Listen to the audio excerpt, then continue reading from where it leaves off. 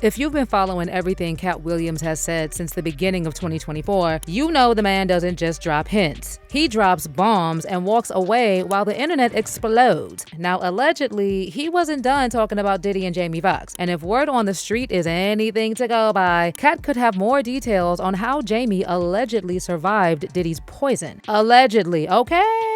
Child, I don't know if y'all are aware, but it was reported that Jamie actually told his audience during a taping that he's the one who called the feds on Diddy, allegedly. And if it's true, well, I guess we could see why Diddy would want to poison him. And the streets are saying this is what Katt Williams wants to spill, allegedly. Okay, guys, when it comes to Diddy, Katt Williams was out here priding himself on getting this far in Hollywood and still having his behind hole intact. But Diddy wanted him to party, and he had to say no. Integrity and that virgin hole I was telling you about. Right. Because P. Diddy be wanting to party. And you gotta tell him no. You got to tell him no. I did.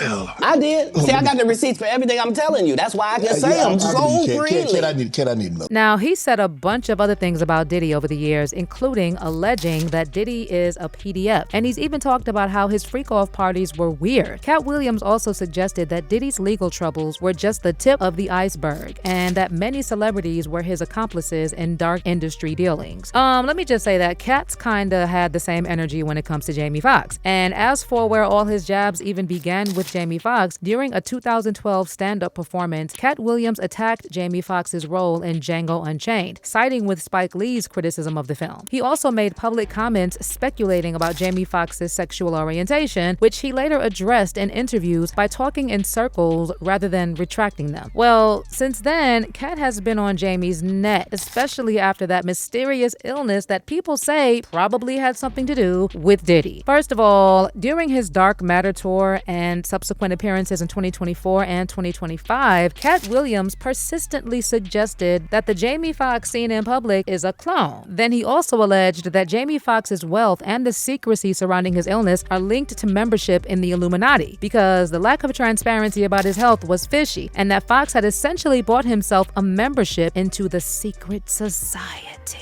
Shh. About Jamie's mysterious illness that almost killed him, y'all remember Jamie Foxx was in the midst of filming his Netflix movie Back in Action when he suddenly suffered a medical emergency that caused him to be hospitalized. Jamie's daughter, Corinne Foxx, said that her father sustained a medical complication. She did not share details of her father's state or what caused his health emergency, but she wrote, "We wanted to share that my father, Jamie Foxx, experienced a medical complication yesterday. Luckily, due to quick action and great care, he is already on his way to recovery. We know how beloved he is and appreciate your prayers. The family asks for privacy during this time." But what was troubling a lot of people was that very little information was given about what caused Jamie's medical condition. There were also reports saying that many tests were done to determine what caused the health scare, but still they kept everything private. But here's the thing, the family tried to keep things pretty hidden, but it got out that the police visited Jamie Foxx in the hospital, apparently because he believed that someone was trying to take him out. Like, we had rumors claiming that he wanted to speak to the police before his medical emergency, saying that he felt like someone was trying to unalive him. And the biggest suspect was, unsurprisingly, Diddy. Jamie Foxx appeared on video saying that his emergency all started with a bad headache, and he said that he had no recollection of anything during his 20-day hospital stay. Now, instead of clearing things, Jamie just added to the speculation that there was more to his hospitalization, further fueling the narrative that someone wanted to unalive him. Enter Diddy. Allegedly, the mysterious illness had a lot to do with Jamie Foxx revealing details of some of the things Diddy preferred to keep hidden from his house parties. In fact, some people who were at his taping claim he said much more serious stuff about Diddy that got edited out for the Netflix release. Mind you, Jamie was heavily involved in Diddy's parties in the early 2000s, and he used to record all of them. So from what I know previously, Jamie described the Diddy parties he went to. He was only talking about how amazing the parties were, and the ladies, and how much money Puff was spending on the parties. A lot of the times he was just taking footage of the good things and having fun. But anyone who was keen could tell he was trying to hide some of the details about what really happened in the parties. But then in light of his illness, there were allegations that Jamie Foxx was willing to disclose more info about the parties, including, get this, details on those alleged butt-naked basketball games.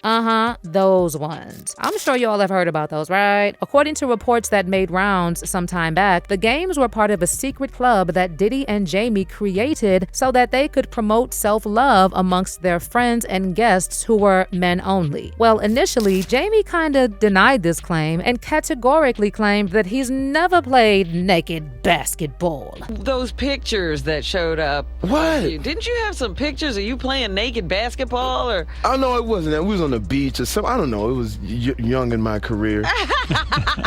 But there were receipts proving the games existed, including a piece from a while back that vanished where Jamie basically apologized to his neighbors for playing naked basketball. But y'all know that things don't really disappear from the internet. And this is exactly what Jamie said at the time. To all my neighbors, I just want to say that I'm sorry, and I'm sending gift baskets to you for all the wrong I've done. We used to play nude basketball in the back for clinical reasons, to release the soul. Part of my fence was down, and I didn't know that the lady and her family was there. Other than that, there have also been other receipts in the past that these basketball games actually existed. For instance, if you are wondering why Jamie is usually not a frequent guest on The Breakfast Club, it's because DJ Envy once asked Jaime Foxx about the naked basketball games, and that is when he stopped going there. Oh, you won't find that interview on the internet either. And Wendy watchers will probably also remember that there was also a time Wendy Williams talked about the basketball games when she was talking about how Tommy Davidson accused Jamie in his memoir of ripping off his underwear. According to Wendy, if the allegations were true, it was because Jamie appreciates a high, hard behind like the ones he saw while playing naked basketball. There was even an account from a TikToker who had first-hand information about the basketball games when her mom took her to work at different radio stations. And she claimed that after she talked about Jaime Foxx and Diddy's naked basketball games, she received a phone call and had to take down the videos. By the way, Katt Williams has also alluded to the butt-naked basketball parties and other exclusive industry events allegedly hosted by Fox a few times. And he even claimed that Jamie Foxx is part of an establishment circle that includes figures like Diddy, alleging that these social circles involve bad intentions that he is willing to expose.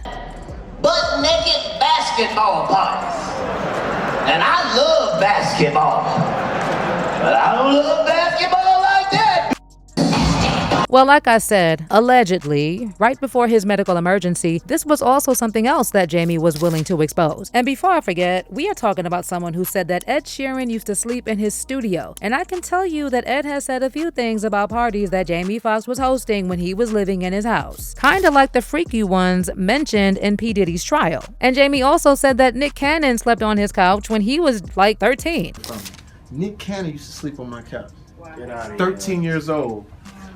He'd be in one part of the house. He'd be like, "Can I, nigga, go back in there? You can't. The fuck back in there. You can't come in here." And he'd be like this, right? He slept on the couch. Ed Sheeran was the latest. Ed Sheeran slept. Wow. Ed Sheeran, my new house. Ed Sheeran slept on my studio floor for 6 weeks. It's giving how Usher also lived with Diddy. Anywho, what I'm trying to say is that Jamie Foxx was probably very familiar with Diddy's game. And if he was trying to expose anything about Diddy, we can see why that would have made him a target, right? Plus, the way Jamie Foxx tried to distance himself from Diddy as much as possible, and during his stand-up comedy special, what had happened was sus. Yes, Jamie briefly addressed the rumors that Diddy put him in the hospital, as well as any chatter that he'd been in Diddy's inner circle regarding the mountain of allegations that Diddy was facing. And he was like, the internet said Puffy was trying to unalive me. That's what the internet was saying. I know what you're thinking. Diddy? Hell no. I left them parties early. Jamie actually told the audience on his special that he would leave by 9 because something didn't look right as it got later into the night. Personally, I don't trust anyone who says they left parties early, especially people who have countless photos and videos with Diddy like Jamie Foxx. You know, maybe he distanced himself because he knew people were catching on to him, and that people were onto something when they were talking about his connections to Diddy. And maybe he survived because he promised to keep his mouth shut. Child, he better hope Katt Williams will also keep his mouth shut, because we know that when he speaks, he goes hard. And you know, it's almost January, right about the time Katt hits us with bombshells. So maybe let's wait and see. But in the meantime, let me know what you think is the real connection between Diddy and Jamie Foxx in the comments section below.